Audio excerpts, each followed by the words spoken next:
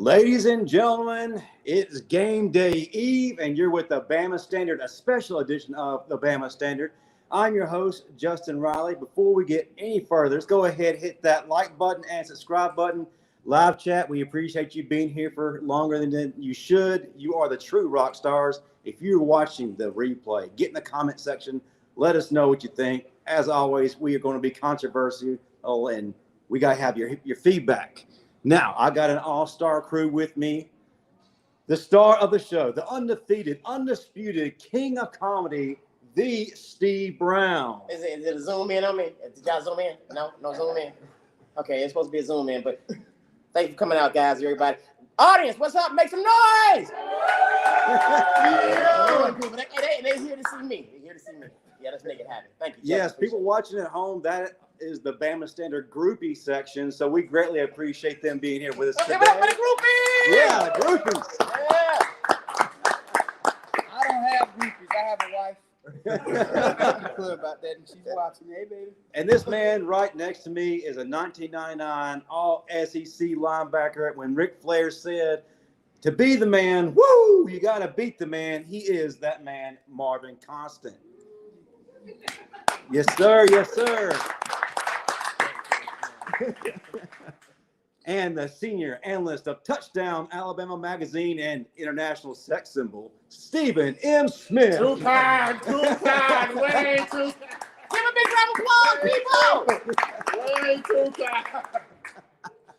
And last but not least, two-time national champion, two-time USFL champion, most importantly, the baddest man to ever tote that rock, Bo Scarborough. Come on, people, give it up. Give it up. Folks, we're so excited. It is game one, but let me tell you about where we're at right now. The beautiful Bryant Museum. Thank you to Miss Olivia Arnold for bringing us in again.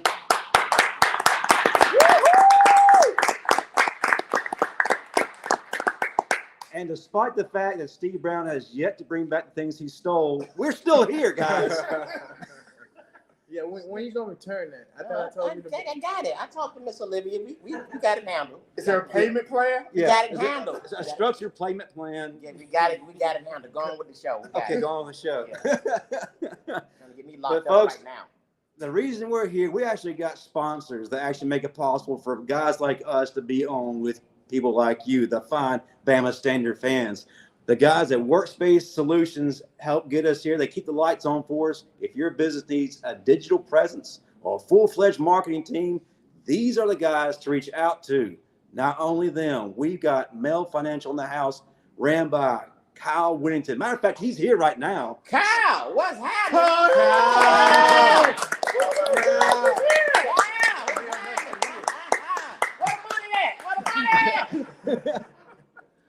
Hey guys, I appreciate you letting me come in.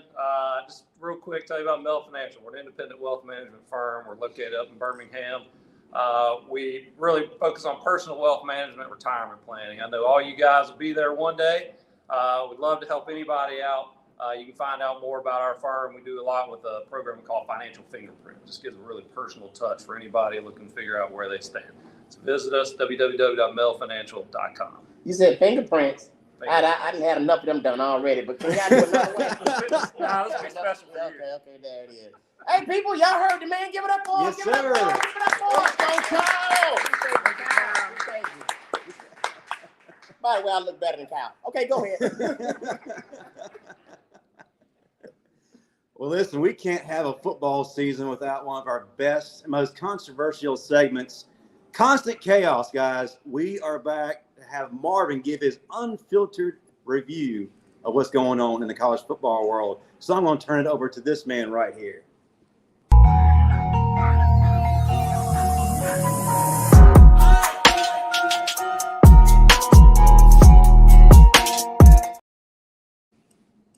I'd like to take a second to shout out the sponsor for this segment, Limestone Company. Have you ever dreamed of having beautiful natural stone in your home?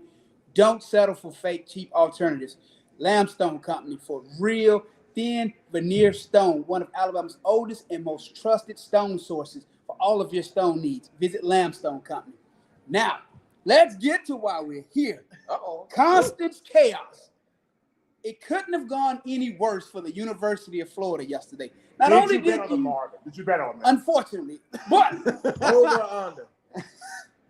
I took the over on their team total, which they did not meet. But that's neither here nor there. Oh, they lost to Utah, who played their backup quarterback and the backup's backup. Not to mention the worst part of that game was, how do you as an SEC school go 1 for 13 in third down situations? Now, if they beat a real contender in the SEC, we will never hear the end of how good Utah is supposed to be, because Florida went out there and they disappointed and let the entire SEC down as a whole. How do you go to Utah and get your butt handed to you? They didn't put up any fight. They didn't even get off the bus. Wow. I mean, you go to the red zone multiple times in the first half and you walk away with 3 points, you deserve to lose. Again, it was a complete disappointment to the entire SEC as a whole. And you say, how do you go to Utah and get your butt whooped? I was at this club one time in Utah. Never mind. Don't worry. Never mind. I don't even want to tell that story. Go ahead, Justin. And hopefully we don't see any kind of that nonsense here tomorrow night. I really don't think we will. Before we really get into things, I got to give a shout out to Jimmy Clay, who just gave us a $100 super chat.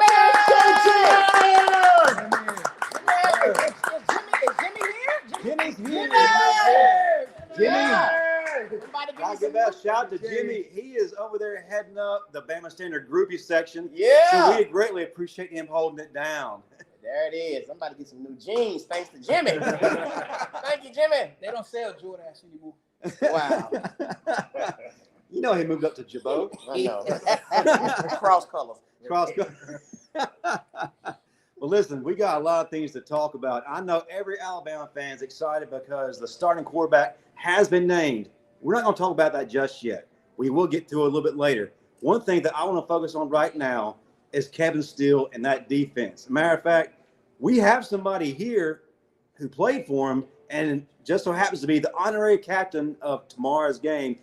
To get him in the way we only can, the Stephen N. Smith, the greatest MC in the world, is going to bring him in. Well, Justin, we have here with us in the flesh, living flesh, inside the Bryant Museum, one of the first incredible knock your block off linebackers. We love you, McClain, Orlando. You got to take a step back to this guy right here, who was a heat-seeking missile, bad man. Will rob your money, will rob your football, it will kill you at the same time in the worst of the rapper future. But he played for Kevin Steele, so we know he got the energy in the building. Where in the world? Darren Mustard is there, people. Yeah.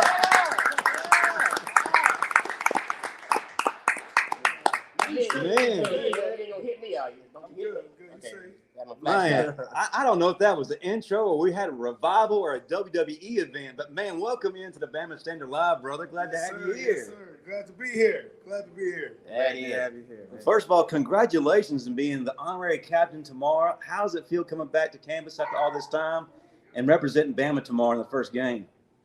It's unreal. You know, this is all about relationships. Came back, I got to see Kevin Steele, looks the exact same. He's just bald. BJ Stabler, a roommate of mine. You know, I see people that I haven't seen in years, and it's just love. You just don't understand the love that this place gives their former players until you actually step into it. I mean, I haven't seen this campus in almost, 16 years, and you come back and it's like, embrace it. So it's beautiful. It's a lovely thing, and I'm excited, man. That's what's up. Well, I can tell you one thing. I've been an honorary captain before. It's going to be an experience like no other. When you come out with that ball and that 90,000 screaming and cheering, it is going to be one of the most powerful moments you'll ever experience, because as a player, you come out with a team.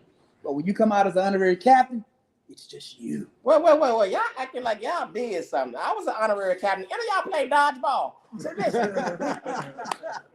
So go ahead, man. They don't quite. But go ahead. It ain't gonna be just me though. You gotta remember, we got Eric Anders coming, and if you know about Eric Anders, it's one of the hardest working young men I've ever met in my life.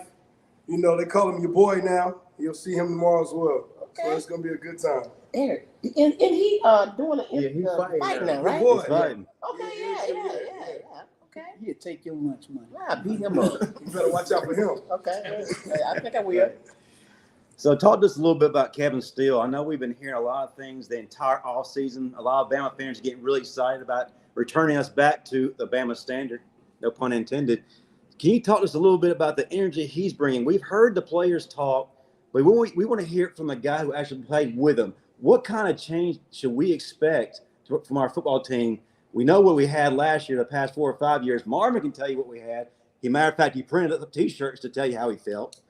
But tell us what kind of change we're getting with Kevin Steele. I cannot speak for anything that happened before Kevin Steele. I just know Kevin Steele, but I know one thing. He's one of the most impactful coaches I've had in my life.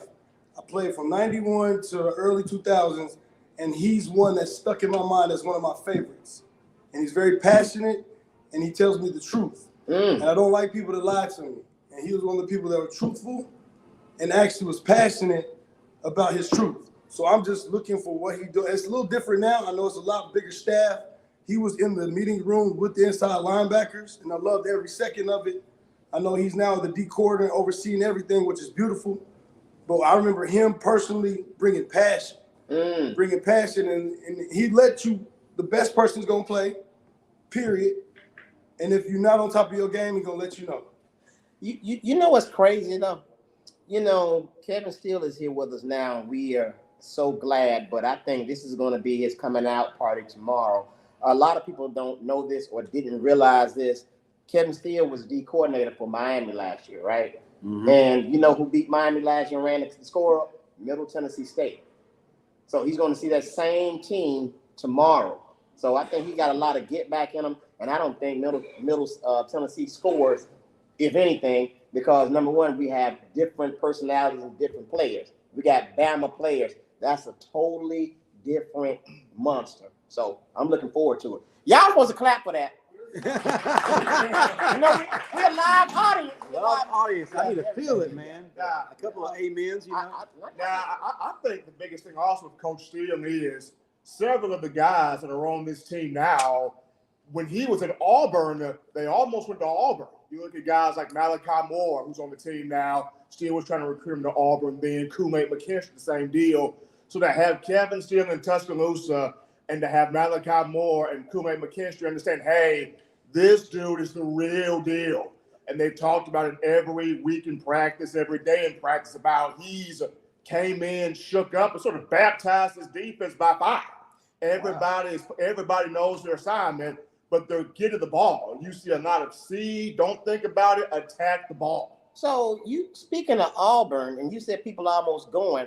Well, I may as well say this. It's a little podcast in Auburn called the Auburn Standard. They trying to get me. So our sponsor, if you will, if you can call them some more money, I'll stay with these guys. I will stay. I love them. I'll stay. Just the money. But Darren, I got a question for you. So one of the things I always tell people is, you know, kids, college students, there are kids technically, and you know, college kids, you play to the standards of your coach. You also play to the personality of your coach. And I think over the past 4 years, that's been one of the biggest issues we had, you know, playing to the personality of our coach. So I'm looking forward to seeing how they perform and play to Kevin Steele, Coach Steele's personality. So how do you think his personality is going to impact them when they actually have to play? I think it all comes down to your head. And we all know who the head coach is. We all know who the head coach, the standard he's laid down. I remember at my senior banquet, he cussed us out. Because we were not very, like, all right, if you go into the locker room, there's boards where you sign the winning teams, all right? There's a bunch of columns. Right. From 2007 on, I'm the smallest one, but it's okay because it's 6 wins, but I understand each of those 6 wins everybody signed meant something. And then you see it trickle down and it got bigger and bigger and bigger. And you see these national championships happen. And you know the head has a standard. So knowing that standard and knowing who the coach that I had, I'm excited to just see him play. I just want to see him play. I want to see them boys go. Let's let it loose. Yeah. Like, have some passion. It's still a game, but it's a game we all love. It's just a different game. You know, it's just especially on defense. I know you running back and all that good stuff, but just for me, linebackers, just this side of the ball is just you can easily not want to tackle somebody and just let them go, or you can be like, you're not getting anything else. And I'm hoping and praying and can't wait for that to come back out. You know what, man? I'm starting to notice something. All y'all linebackers are the same. Y'all speak with a lot of passion because he be crying and everything. Why you be crying? You about to start crying. Wow. No, we serious about what we do, man. You don't play defense and be soft. Oh. If you're gonna be a defender, that means you a headhunter. That means you knocking folks' socks off every play. That means you are the aggressor. You are the hunter. He is the hunted. There is a difference. You don't see a deer out there with the same personality as a lion, do you? Y'all leave. They about to go crazy.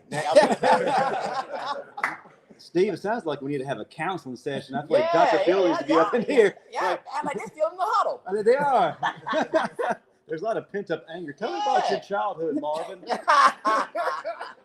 Hey, but Bo has something he wanted to add. Before I get to that, I got a couple of super chats I got to recognize. Sherry Fisher, $10 super chat. I'm not rolling like Jimmy Clay. Well, who really is? He's a superstar. Yeah. But glad y'all made it live. Good to see everyone. Come on, guys. We need that energy. You in the back. I see you in the back, not clapping you. There you go. All right. And then we got JD Long with $9.99 super chat. All right, JD. JD, you could have added tax. Come on now, $9.99. We're in a recession. Come on, JD. But anyway, Bo, you have something you wanted to add? But I wanted to pick back off of what he said about Kevin Steele. But, he been here before, and, he was gone for a little while. Now that he's back, I feel like that he's in his zone, and he know what Coach Saban is asking for. So his job is going to be a little bit easier. I think that he's going to be able to get to these players real easy, just like he said. And he going to have a relationship with them, and them guys going to want to go out there and play for him, just like we wanted to play for Coach Byrne because of the way how we were coached by him. And I think the way that Coach Steele coaching these guys, that's why they want to play for him, same way Kirby Smart. That's why that defense was so good, because Kirby and everybody wanted to play for a guy like Kirby. And when you want to play for your coach, you're going to go out there and play till you can't run anymore. And I think that was going to happen to the defense. Now, they got a guy that they want to play for, and they don't want to get it wrong, so they're going to go out there and headhunt, and everyone think that the dynasty is over, but it's really the beginning, because these guys got something to prove, especially with all the talk being on this offseason about how our defense is not going to hold up, and especially how we got ran through like a 10 wide ahead last year and couldn't stop the run. I think these guys going to be plugging and holding, and we're going to two-gap, and it's going to open up, and these guys are going to come downhill hitting. And they're going to be scared. Yeah, I like that. Before we ask our next question, man, y'all are doing some great things for us live chat over there at home. Smoking Bud, $4.99 super chat. Ooh. All right. Justin, do you realize you just endorsed a drug dealer on our show? Well, actually, that's Miss Olivia's extra screen name.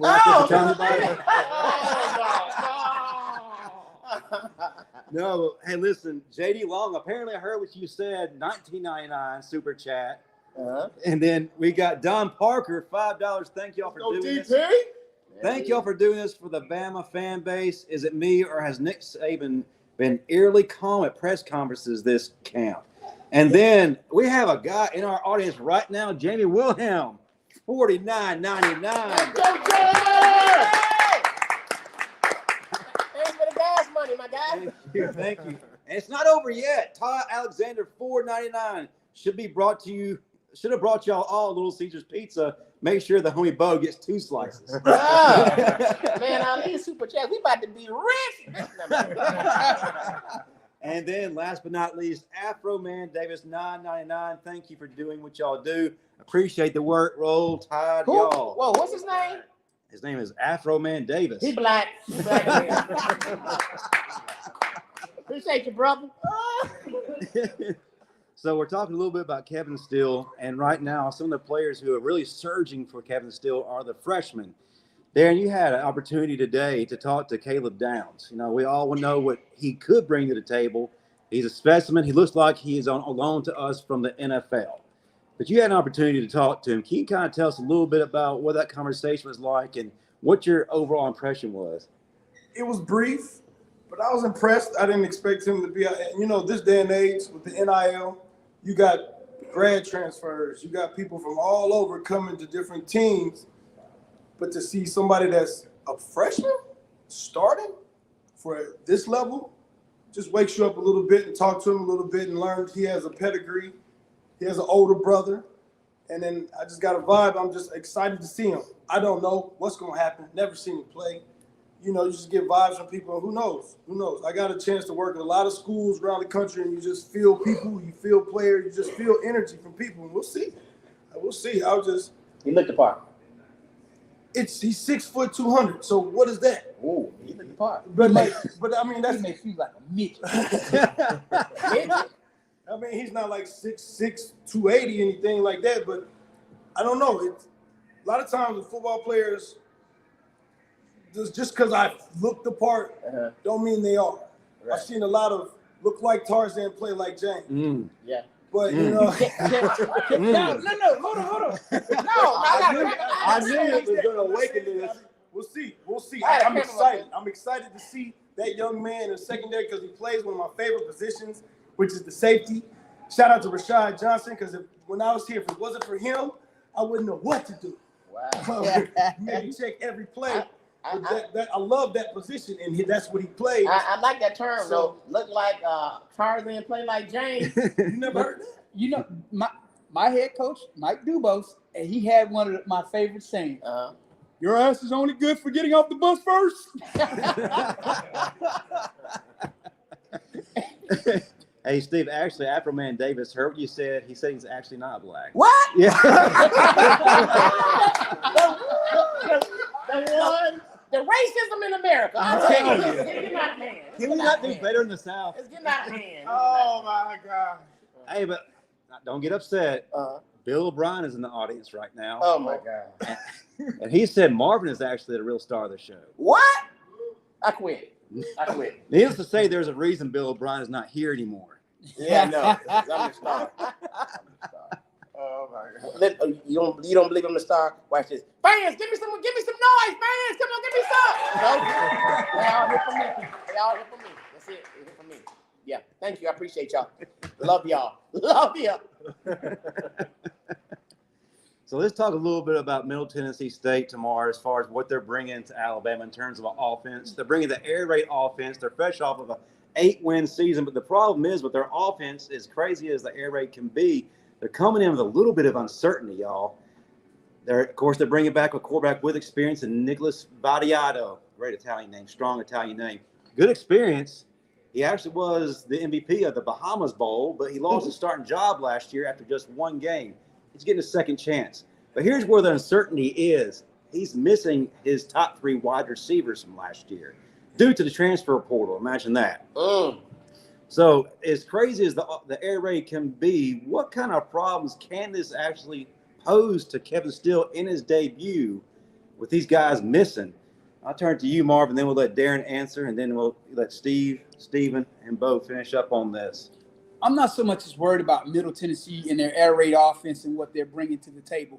This is what I expect to see tomorrow. I expect tomorrow's game to be an extension of fall camp where you continue to fine-tune things and work on getting the fundamentals right, because you're not going to see them really go too deep into their playbook because, we play Texas next week. So you have to keep something for the bigger opponent. So this is just going to be a chance for them to fine-tune what they've done in camp and see if the guys that they've named starters are really, truly the right, fits for those positions. So that's what I'm looking forward to seeing tomorrow. How well they take that next step from camp to the first game.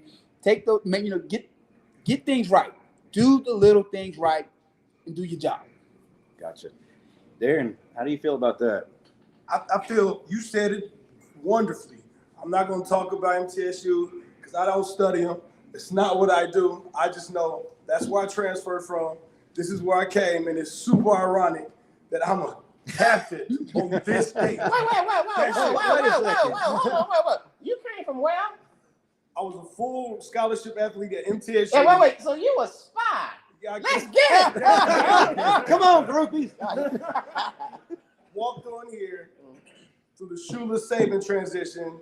Saban gave me a scholarship, and now 16 years later, I'm back sitting with you guys talking. So that's all I got to say. I can't wait to see the game tomorrow. That's all. I was gonna swing, but you would beat my ass. So y'all get it. Y'all get it. I'm looking at it as our players really trying to solidify themselves to see who's going to kind of put their mark on the depth chart. I mean, especially on defense, because I think we're going to have a bunch of run stoppers, but it's going to be exciting to see our DBs, the back end, go to work and see what they got. That's what I'm really excited about seeing. So if Middle Tennessee even gets the ball off, if the D line is doing their job like Marvin says, I don't think the DB is going to have to work that hard, but I'm excited to see it. You know who I want to see tomorrow? Who? Quay Russo. I want to see if this kid is truly the answer, because based upon what we've had in the past at linebacker, there has to be an upgrade out there on the roster somewhere. Has to be. There's no way you can have that many 4 and 5 stars and not have a capable middle linebacker. That's who I'm looking forward to seeing tomorrow, the freshman. Real quick before I pass it along to my guys right here, we got another super chat from Sweet Home Bama, $20. $20. We're going to the club. And I don't think we're going to have an issue up front, Marvin. You're absolutely right. One of the key aspects of a Kevin Steele defense is elite interior play. And of course, we know what he did at that other school with Marlon Davis and Derek Brown. Well, we got a couple of guys up front too, and Jaheim Oatis and a surging Tim Keenan. And guys, they're tired of everybody saying we don't have a Deron Payne, we don't have a Quentin Williams. They got a point to prove, and they're about to tee off tomorrow. So, Stephen and Smith, you take it from here. What are you expecting? When you look at MTSU, I think the one thing that they have in preparing Alabama for this Texas matchup, Steve Sarkisian is going to throw the ball over the yard. That's what he likes to do. That's why you have Quinn Ewers. That's why you have Xavier Worthy and those receivers.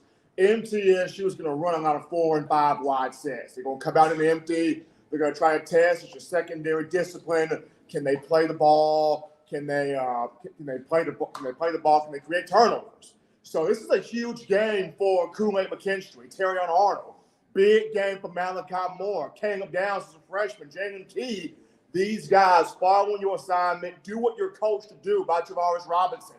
If this DB room can get some turnovers, get some picks, maybe take a couple back for touchdowns, that's going to really excite the fans to understand that, hey, that no-fly zone that was there 2015 to 2017 with Ronnie Harris and Eddie Jackson, those guys that play with Bo right here, those guys are back, but they're back in a whole different way now. So I want to see the secondary with Coach T-Rob, how do you attack in the back end with this air raid offense?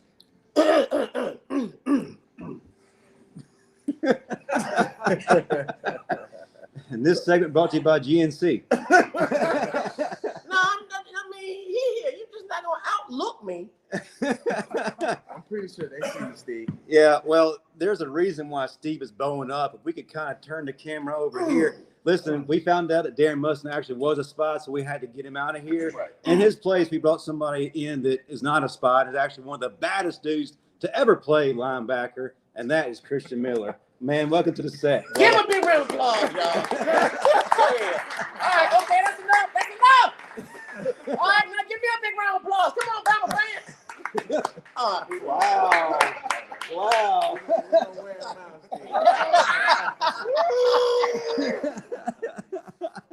We're going to talk after this, audience. We're going to talk after this. Appreciate it. Welcome, man. Man, we're glad to have you back, man. You were here the first time we were here, and I think that's why we got the ratings we did, so we appreciate that too. First of all, before we go any further, talk to the audience a little bit about the Miller's Edge. It's actually one of the best Alabama and college football-based podcasts out there. I listened to you guys on the way in today, man, so if you would pop that. For anybody who doesn't know about it, shame on you, but now you're going to learn. Appreciate that, Jesse. I appreciate you guys having me. I feel like I'm like the honorary member. Me and my dad, we get to come on and hang out with you guys. We enjoy it. I know my dad loves to hop on and you entertain him a bunch. So he'll be in town. Y'all might not be here, but he'll be here next week for the Texas game. So if you guys are in town. So he'll be here, but you won't. I'll be here too. I got to work. I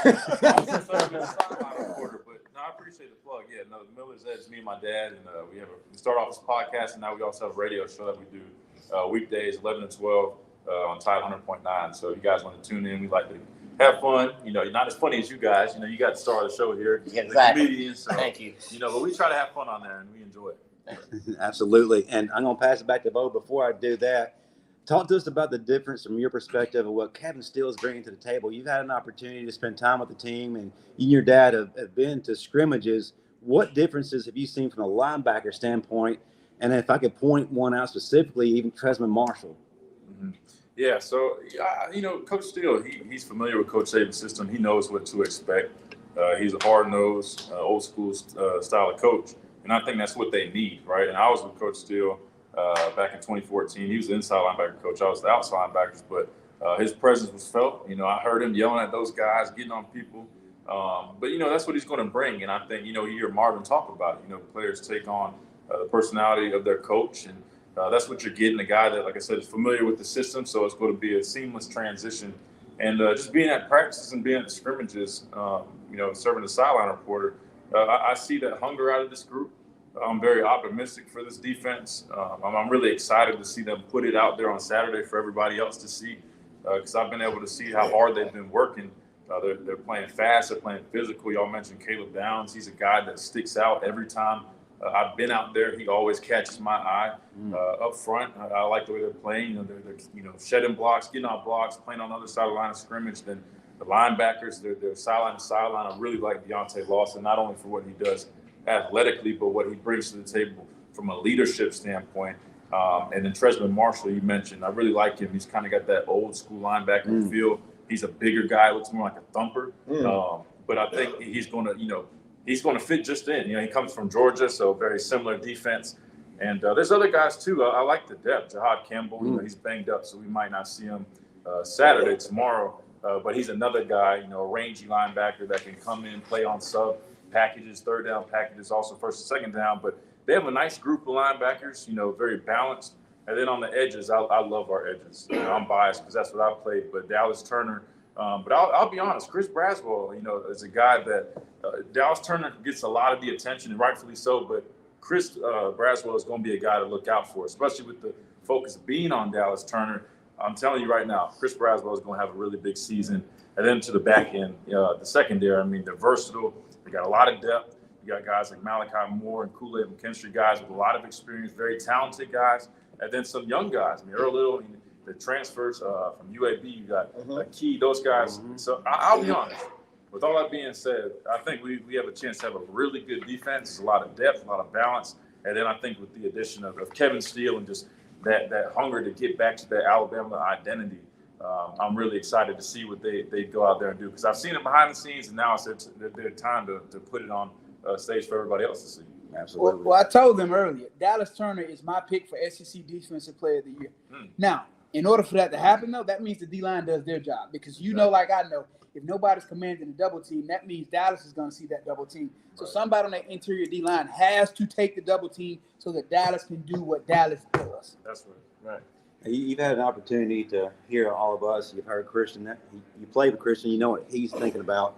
What are your thoughts on going up against this air raid offense that we're going to be facing tomorrow? I agree with what Marvin said. It just continue on camp kind of thing. And then Coach Saban just looking for the guys that consistent and the guys that they're going to go out there and do their job. And that's the kind of game that I think that this is. And, we're going to need these guys to go out and do their job. Like Marvin said, because we're not playing no one big. We got Texas next week. So we're going to see who's going to be the starters after this game because they're going to let us know the real deal. Practice is practice, but once you get in the game, it's a totally different thing because you out there on that island on your own. You got to be able to make those calls and those adjustments when these guys go in motion, and that's what that determine if they're in a zone or they're gonna play man, and they got to be able to switch to both, and they got to be able to know how to play both, and that's kind of Marvin side of the ball. But on that offensive side of the ball, I think that we're gonna see a lot of run game, and I think they're going to be the head honcho of the offense, and I think they're going to be the one that carry the team. And You like that, don't you? oh yeah, that's I love that's that. actually a great segue before we get to I the love quarterback. Before we get to the quarterback situation, which we all want to get to because the starter has been named, Team Milrow. Anyway, Bo, being one of the best running backs to ever do it here, you know what it takes to be in that room. And we got a room full. You're no stranger to that. Well, you were 9 deep when you were here. That didn't scare you off. Talk to us about what's going on in that running back room and what you expect to see from these guys tomorrow. Are there any surprises? Are things right on? One guy I'm looking at right now is Jace McClellan. Not a lot of people are talking about him. They should be. I feel like he's about to erupt. But I'm going to hand it over to you. If you can bring us up to speed, man, what do you think about this running back room? Like I just said, that running back room gonna be the one that carry the team because of these guys have a lot of athleticism, totally different from each other, but they all have something the same. And Jason McCullough, I think that he gonna be the guy that play with a chip on his shoulder, and he gonna be the guy that gonna be the real leader of the offense because no one is really talking about him. And he's a senior, and he's one of the guys that Christian, once you a second or third year guy playing running back at the University of Alabama, you the one that being talked about the most instead of the newcomers. And I think that he's gonna play with a chip on his shoulder, and so is Waddell. Waddell Williams, he's a big guy, one of the guys that had a little bit of playing time last year, and he's gonna be maybe number 2, and we'll see that when the Texas game comes after that. And another guy that I like is Jam that we saw last year towards the end of the season. And I thought that we were going to see more of him the way how he came in. He was very consistent running the ball. He didn't make any mistakes, picked up blocks when he needed to. And I think that he's gonna get a lot of playing time as well. And then go back to Justice Haynes, I think if he didn't get hurt with that thigh injury, he'll be fighting for number 1 with Jason McCullough giving him a run for his money. Is that good? Oh yeah, because he got it all. When you watch him, his footwork is ridiculous. He got a long lower body. He low to the ground. He can get under his pad, and he can run the guy over, and he can make a guy miss as well. And he also is in shape. Yeah. But Bo, I'm sorry. I didn't even know too much about Jam Miller till I saw him play, and honestly, that dude is incredible. And right. I didn't even know about him. So, but I know a lot of people talking about the freshman, but I don't see how you can count the Jam out. But he looks the part. That's what I know, and that's what I said. That's why I thought we would see more of him last year from when he came in the game, and what he did was on a consistent basis. And Christian Miller knows as well, once Coach Saban see a guy with consistency, and when you put the ball in his hand and he does what he's supposed to do, he gonna get it every time. They're just, I hate to say this, but if we rewind back to 2016 when we played Washington in the playoff game, I had the high hand, and we ran with it, and that's what he does. And whoever got the high hand, that's who's gonna get the ball. And when Jam got him in the game, he had the high hand and he got the ball. And guess what he did? He handled his business. He did what he was supposed to do. And he's one of the guys that Coach Saban can count on. Now, but on top of that, as this offense finds its identity, we all know we're going to see a lot of run game. We know that that's what we're going to see in an attempt to control the clock and to keep the defense off the field. Because if you go out and you're trying to find your identity and you're passing a lot and you're getting a lot of 3 and outs, that means your defense is going to be on the field a lot longer than they should be. Sure. So I expect to see a lot of run game early on until they find their identity. So I'm interested in seeing who in fact will carry that. Who's going to be that bell cow? With so many great running backs, does it create envy? Does it create jealousy in the running back room? Will it divide the team? I wanted to ask because you mentioned a lot of good names of running back, and I've seen all these guys. They all can play, and just like you said, you're asking, is it going to cause jealousy? I was just going to ask you, was it beneficial? Like, what was the benefits of you actually being in a deep running back room? Because I think a lot of people look at it from the perspective that there's a lot of competition and jealousy, but how was it actually beneficial? Because you were in running back rooms with guys. All you guys were dogs. You could pick. You had your pick, right? And we're seeing even what these guys are still doing on Sundays. So how does it actually benefit by having those guys in the room, feeding off of each other? Well, I know for us, it was easy because it was Derek, Kenyon, TJ, Jocelyn, me, LT, Damian, all us in there, and it's you want to take some from each one of their games. Yep. And you already like Derek came up with the slogan, we all we got, because if when we going over installing offense, they never talk about the running back. Mm-hmm. So that's why we stick it together. That's why Cole Byrne went to bat for us on everything that we did. Now, if this group does the same thing, stick together and take from each other game and try to learn from each other instead of envy each other and being jealousy, because everyone on the same team. I mean, I know it's not enough ball to go around, but you got to be whatever your role is, you got to play your role. Yeah. And if they giving a guy a cup of water, give it to him. Let him keep running it. I mean, oh, did my hand go off? My bad. I think if you're going to be able to run the football, it starts with that offensive line. Yeah, that offensive line with Eric Wolford. This is a big year for him. He's in year 2 as the offensive line coach, year 2 or year 3. He's recruited grown offensive linemen. These guys, if y'all saw the statistic, I think the guys were 340 pounds average across the board. I mean, the shortest guys is Seth McLaughlin. He's 6'4". Exactly. About 6'4", 305. And Seth's put on weight, because I remember when he came in, he was 265, and now he's 305.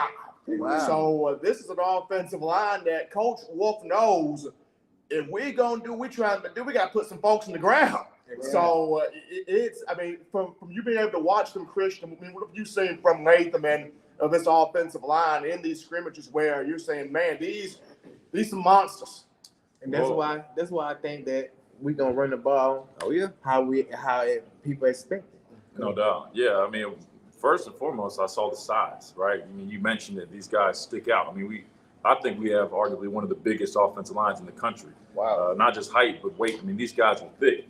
But even with them being bigger guys, they move really well. And then you mentioned 2 names, Latham and Booker. Those 2 guys, to me, I mean, they're the staple. They're what you want to build around. You got one guy that's a guard, that's a dog, that's proven, he's got experience, same with Latham.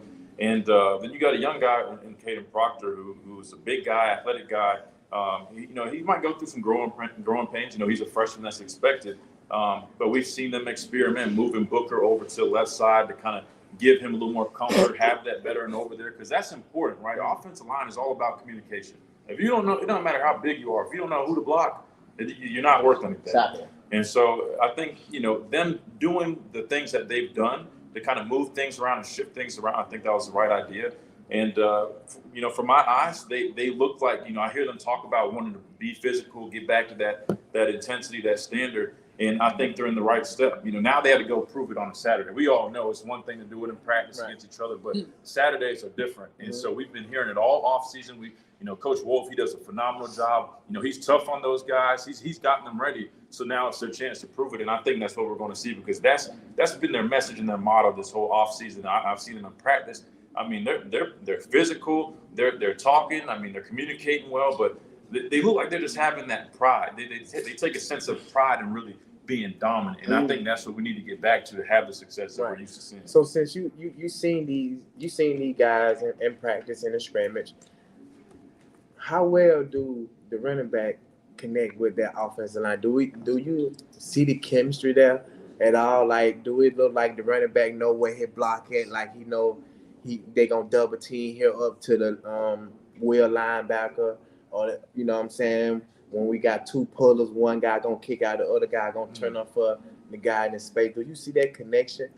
I think I do, and I think I saw it more so in the second scrimmage, which makes a lot of sense. I mean, in that first scrimmage, I mean, you're going into it. You just started getting pads on. It's your first time in that environment. We treat it like a game-like situation, so there's a lot of stress, and you go out there, it's in the stadium, and they look good that first scrimmage, but then the improvement that I saw out of that group in the second scrimmage was very promising. They looked like they had a lot more chemistry. The backs were hitting the holes nice, and things just seemed to be flowing a lot better. So, that was 2 weeks ago, I think, now at this point. So now we're heading into this weekend. Man, I was out at practice this last week, and you know how it is. You know, going into that first game, you do like 2 Thursday practices in a row, and you know, so they kind of putting the finishing touches on everything. But they looked the part. I'll tell you that much. They looked confident in what they were doing. You know, the guys that were in there, they looked to be vocal, communicating, getting the job done, and so. I think that's exactly what I started to see, Bo, is that they started to mesh really well, and that offense is really starting to take shape. So they looking like our 2016 offense communication. Look, I'll say this: they look the part. Like I said, I can't guarantee anything. Don't. I can't guarantee anything. All I can say is, you know, from a practice standpoint, they definitely look like they're taking shape. And look, this is why I'll say this real quick, and I'll shut up. Look, the thing that stuck out the most when I was at practice, in all honesty, was I was standing over there. It's actually on the defense side of the ball, but I'm sure they're doing it on the offense side as well.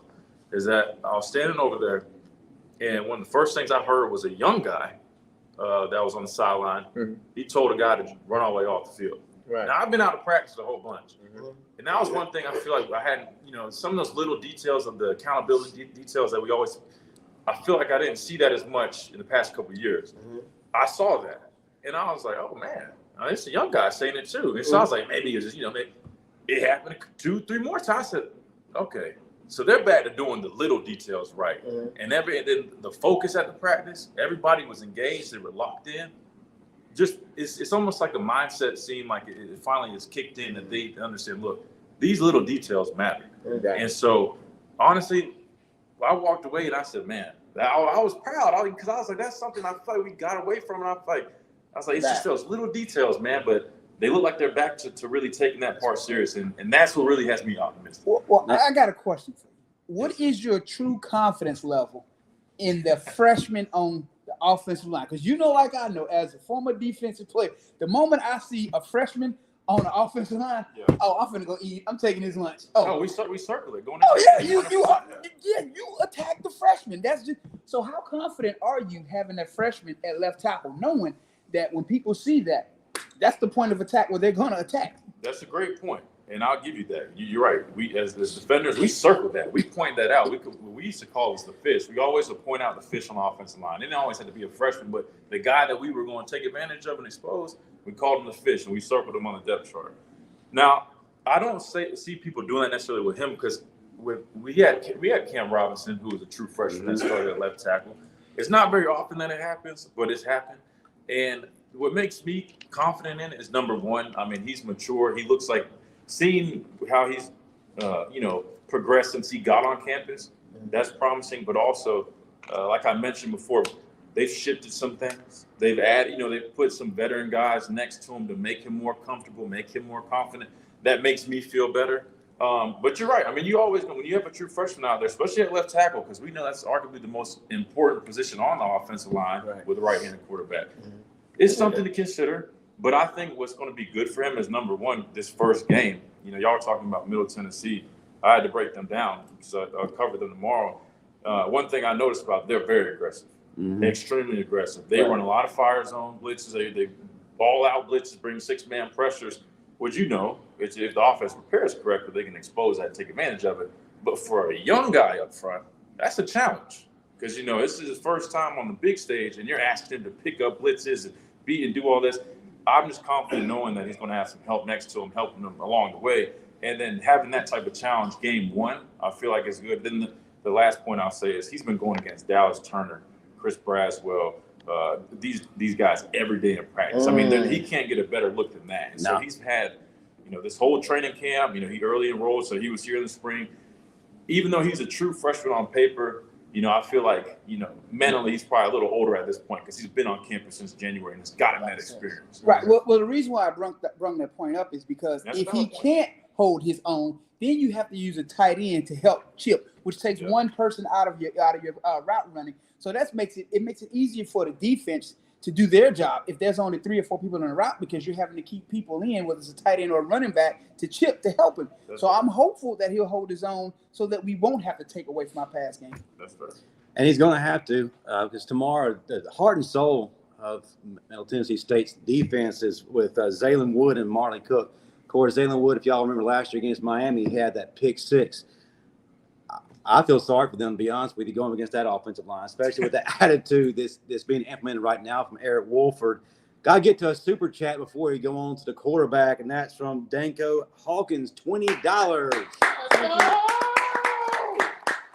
And apparently, Marvin's got an admirer in the chat from Bianca Constant saying that Marvin is so handsome.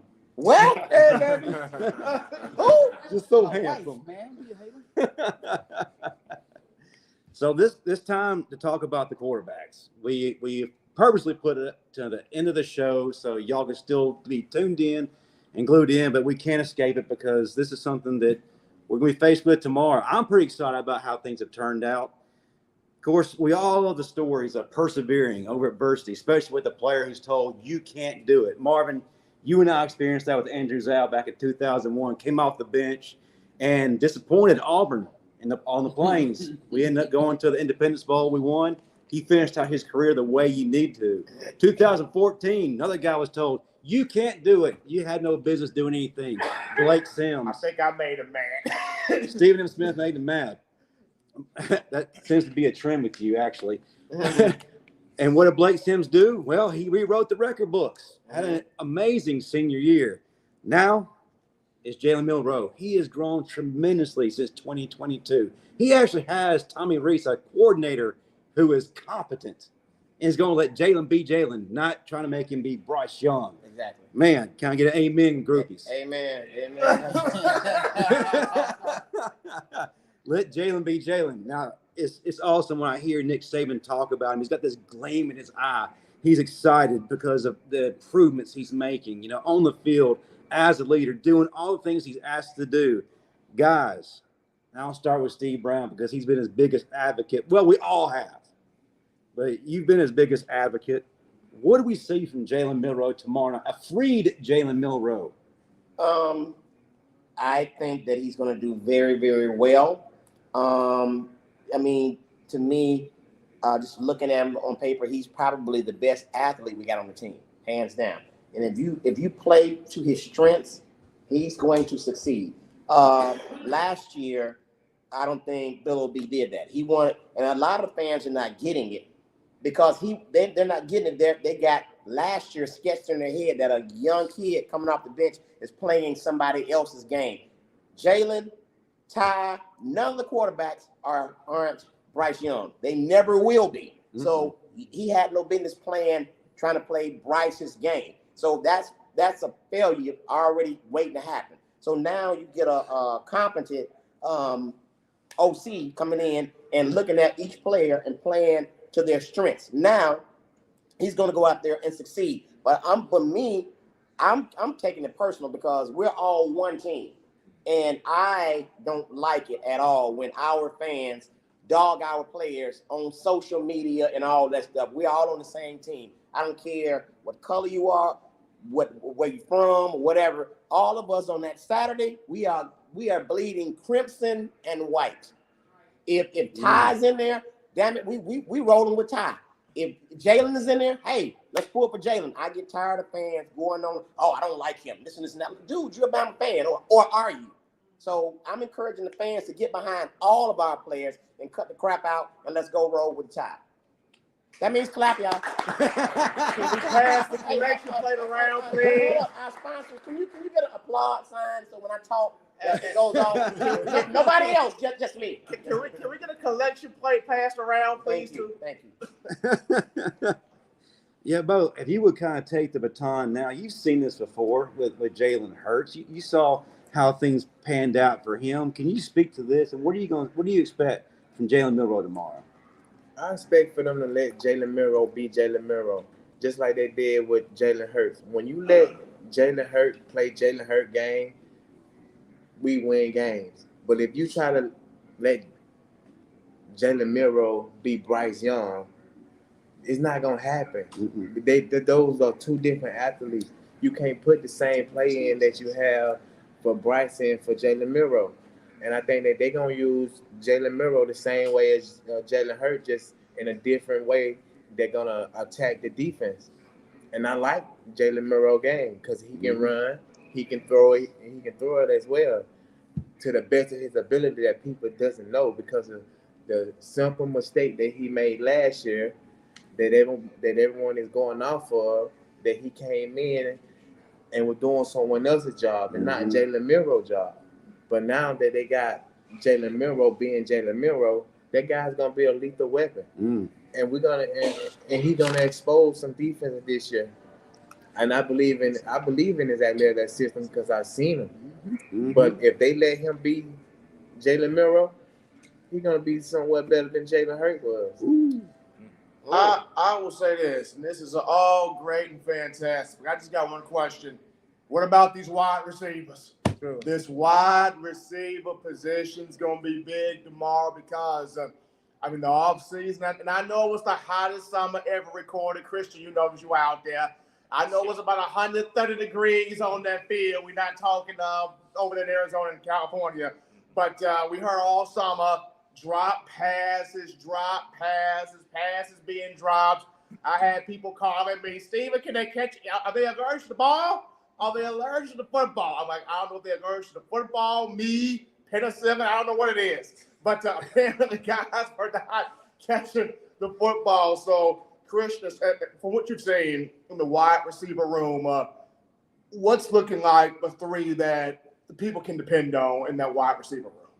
Well, I'm going to touch on Milroe real quick, just because I want to give him his, congratulate him on earning that job. Yes. I'll say this about him, and I'll get to the receivers. So, and just watching him, man, he looks so much more poised and confident with his command, in the pocket, his presence. And one thing I'll say is I feel like people rush to judgment with him. You're talking about a kid last year, and he was young. He was a redshirt freshman, I believe, last year, filling in an emergency situation.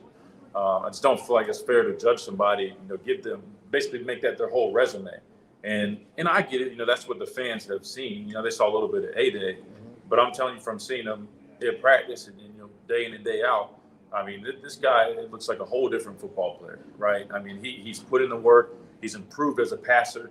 Like I said, his pocket presence, he just looks so much more comfortable and confident. And when we're talking about a quarterback who, y'all say he's arguably the best athlete on the field, I agree. And I'll tell you from, a defender standpoint, the preparation that goes into preparing for a dual threat quarterback is tough. Anytime we played a quarterback, an opposing team with a dual threat quarterback, we stayed extra meetings. We did added stuff, implemented new things on our defense. There was a whole another layer to that game plan. And so you're talking about a guy, and I've seen it with my own eyes. This guy can throw the football. I don't know. I get the whole narrative. People don't think he can throw the football. I'm telling you. He's got arm strength, but not only that, the touch on his passes has dramatically improved. He can make all the throws you need him to make. I'm telling you that. And then you add to that his ability to make plays with his legs. This guy, I'm telling you, this guy is a dangerous athlete. And I'm so happy for him because I can say so many good things about him on the field, but most importantly, off the field, this guy is a phenomenal leader, just a great overall young man. Anybody that meets this guy, I mean, he's probably one of the most likable people you'll meet. And so I'm cheering for him, I'm rooting for him, and I'm like you. At the end of the day, the best man's going to play. I believe he's the best guy for the job right now. And we all know how this business goes. It's not even set the quarterback position. Linebacker, safety, if you're not doing your job, they'll put somebody else out there. And that's what I tell everybody. There's no need to stress and panic. Like, let the coaches do their job, put whoever they feel is the best at the position out there. And then if we need to make a change, we'll make a change. That's no big deal. We saw that happen in 2015. Bo was on the team. We had Jake Coker start things out. They flirted with Cooper Bateman some. And then Bateman got hurt in Ole Miss. And then Coker took the job back. And the rest was history. We won a national championship. That year was very similar. Bo remembers in the spring, we had David Cornwell compete, Alec Morris compete, Jay Coker, all type of people compete. And 1 week, Cornwell was with the ones, and then the next week he was with the fours. And so when I hear people say, "Oh, we've never had this," we have.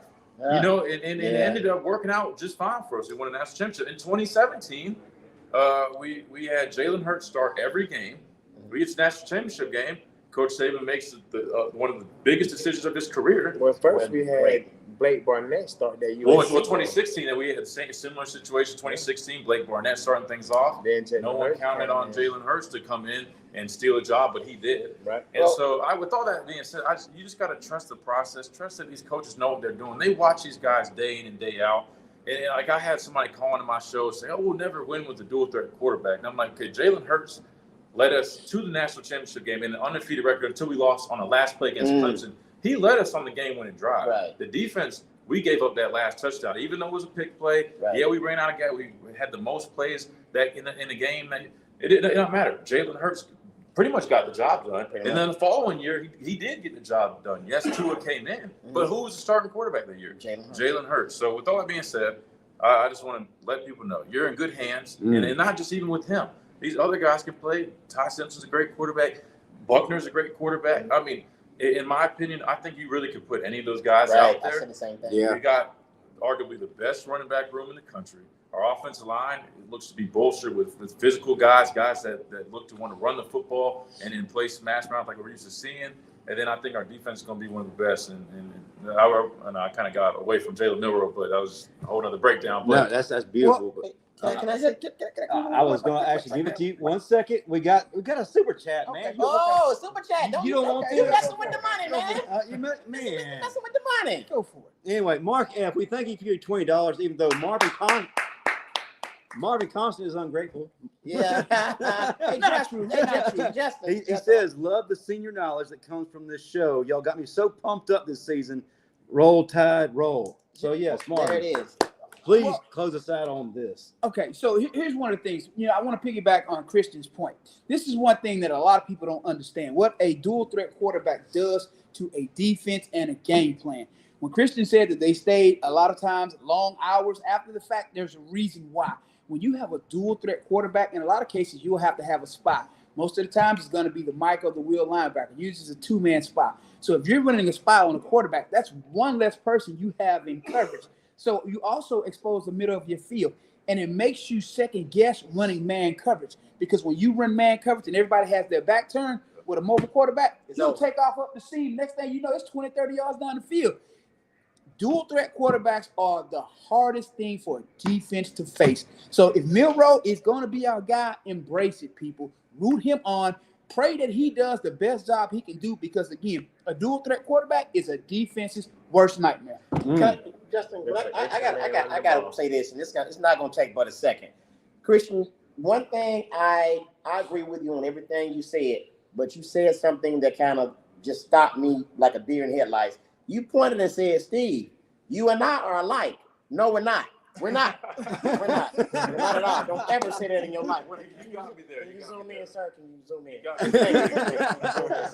We're not. Oh, look, you see that, don't you? We're not. We're not. We're not. I didn't forget about you on the receivers.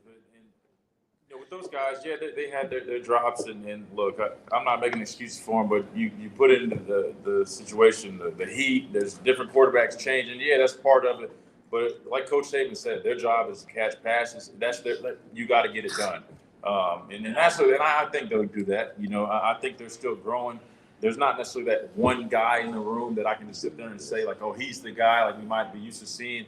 But I think collectively we got a good group of receivers. And I think as long as they keep building each other up and they can just do a good job of getting open and giving their quarterback some options and catching the football, there's going to be plenty of opportunities for those guys. Between the running game, I think, improving this year and having a dynamic quarterback like Jalen Milroe, as long as those guys just buy in and do their job and catch the football, I think they'll have some really good opportunities this year.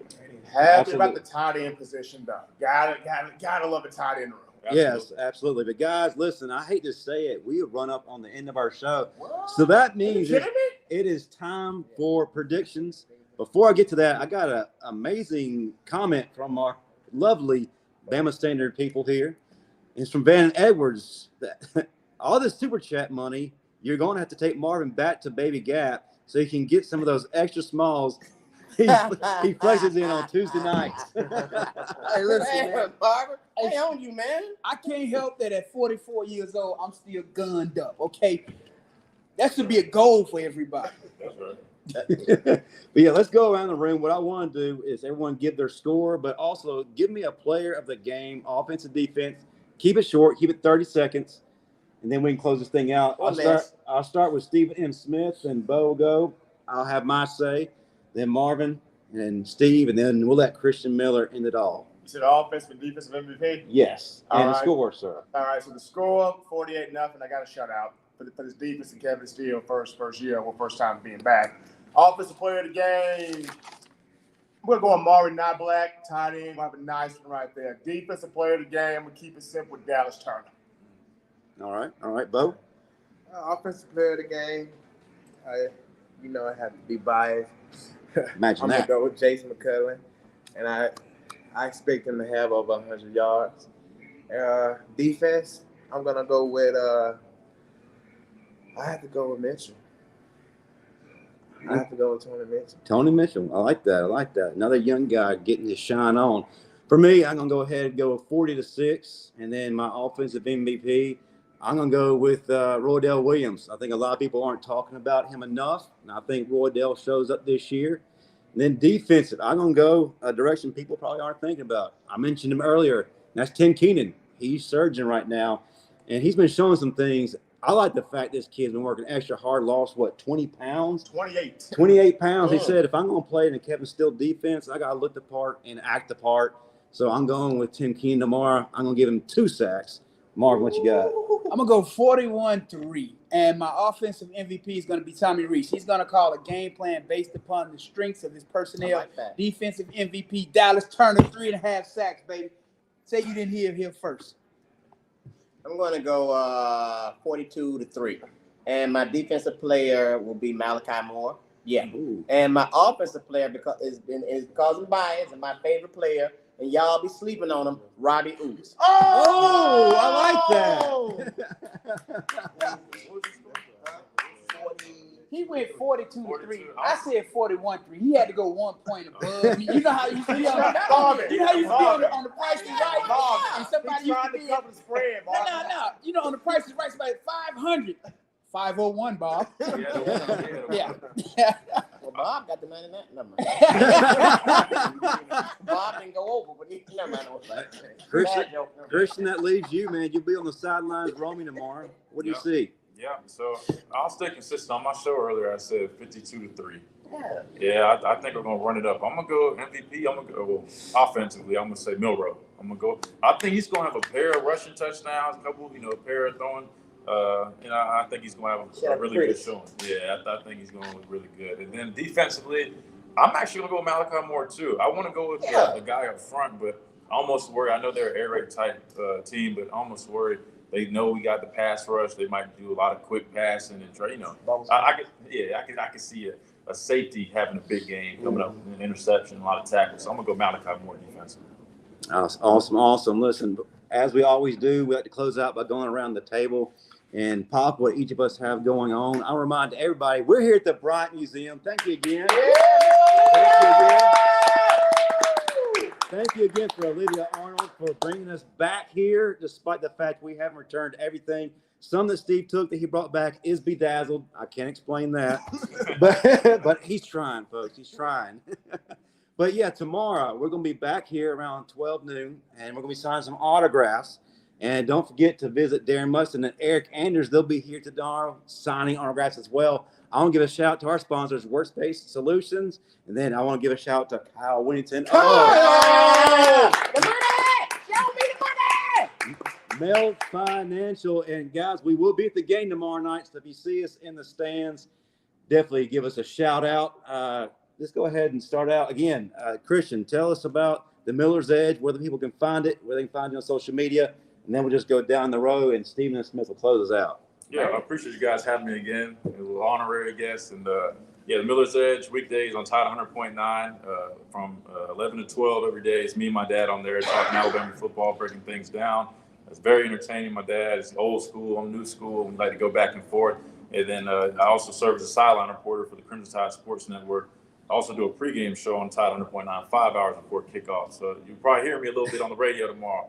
But yeah, the sideline report, and I'll be doing that. And looking forward to it. And again, thanks for having me on the show. Yes, Give sir. it up, Christian, Yes, guys. Christian! Yeah. Give him a big round of applause. Cause he ain't gonna be back. He ain't gonna be back. Hey, and shout out to our guy Darren Mustin. We Yeah. really appreciate him. Give it up to Christian one more time, cause he ain't gonna be back. Cutting into my eye candy. Look,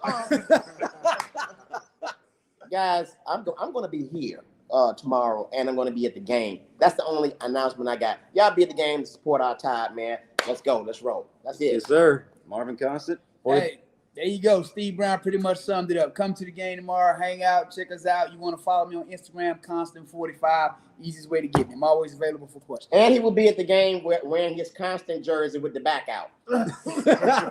Better than the halter top you'll be sporting. Yeah, halter top says the guy who's wearing. Yeah, I know. Anyway. You want some of these, don't you? I know you want yours to look like that. I know. Man, anyway, yeah, follow us on all social media at the Bama Standard. We're on TikTok now at the _Bama Standard. I also want to invite everybody who watched this show to check out our other shows. We got other shows on this network. We got the Final Whistle on Tuesday nights at 8 p.m. Central, 9 p.m. Eastern. We also have a new show, brand new show, hosted by a female, first Alabama football podcast led by a female, C.C. Payne, called The Crimson Dynasty. You want to check her out, show up and support her at 7 p.m. Central every Wednesday night. Bo, what you got going on? Tomorrow, 12 o'clock, me and Marvin have to sign autograph. So make sure everybody come out and get an autograph. And also, I got new clothing coming on my clothing line, so make sure y'all go check it out. They're going to have the number 9 on the back with the Scarborough for the season. And also, I'm still going to, put my Tennessee wear. Mm-hmm. And then 5. So before the Tennessee game, they will be selling. So make sure y'all go on their website. Yes, sir. Yes, sir. Stephen and Smith, tell us what you got going on. Well, I will be in the press box tomorrow for the game, trying to make it 4 for 4 of me, not getting blasted out by Coach Saban. So we on a roll right now. After the game, definitely going to be in that press conference room with Coach Saban and the players that they bring in. But looking forward to good food tomorrow in the press box. Yeah. Coach Saban, if you can hear me, please do not have them chili dogs in there for the last 2 years. You're going to need some chicken, some brisket, something in there. I don't want to walk in there and see that same old hot dog that's been in there for God knows how long. Please, Nick. Good food tomorrow. Thank you. Hey, Justin, you do this every podcast, and I'm gonna check you on it in front of everybody.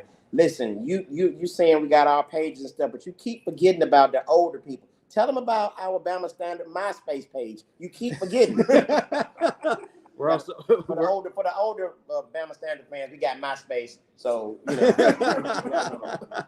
yeah. But yeah, come check us out tomorrow, guys. We're going to be out and about. I think Steve Brown's going to be asking fans questions on the street. Be a part of that. And then next week, we're going to wrap things up as far as giving our thoughts on this game, but also getting ready for the Texas game. We're going to have Matthew Gallatin of LonghornsCountry.com and Sports Illustrated coming on, talking to us about the Texas Longhorns and what we expect from Steve Sarkisian. Well, that's going to do it for all of us here at the Bama Standard at the beautiful Bryant Museum. Hey, give it up for the fans that came out. That makes it Yeah.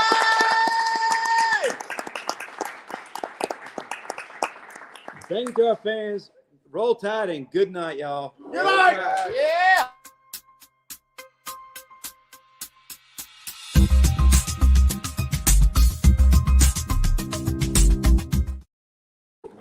Good job, guys.